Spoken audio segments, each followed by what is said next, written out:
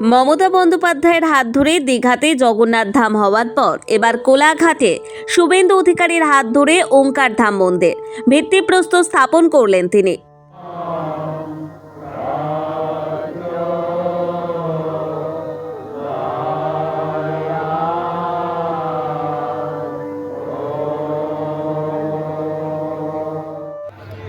প্রভুর নামাঙ্কিত ওঙ্কার ধামের ভিত্তি প্রতিষ্ঠা মূল কাজে আপনাদের সকলের শুভেচ্ছা উপস্থিতিতে সমবেতভাবে আমরা সবাই এই মূল কাজ, যেখানে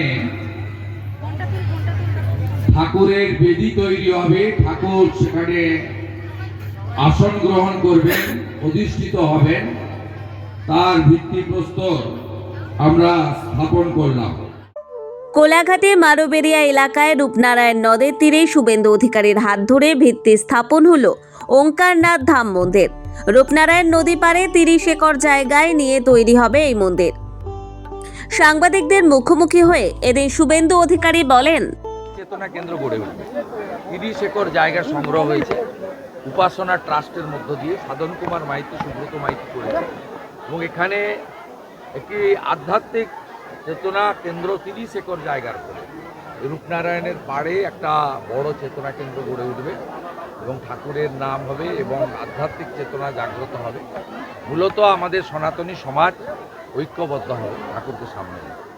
প্রত্যেকটি মানুষের মধ্যে যে লুক্কায়িত আধ্যাত্মিক চেতনা রয়েছে তাকে আমরা জাগ্রত করব।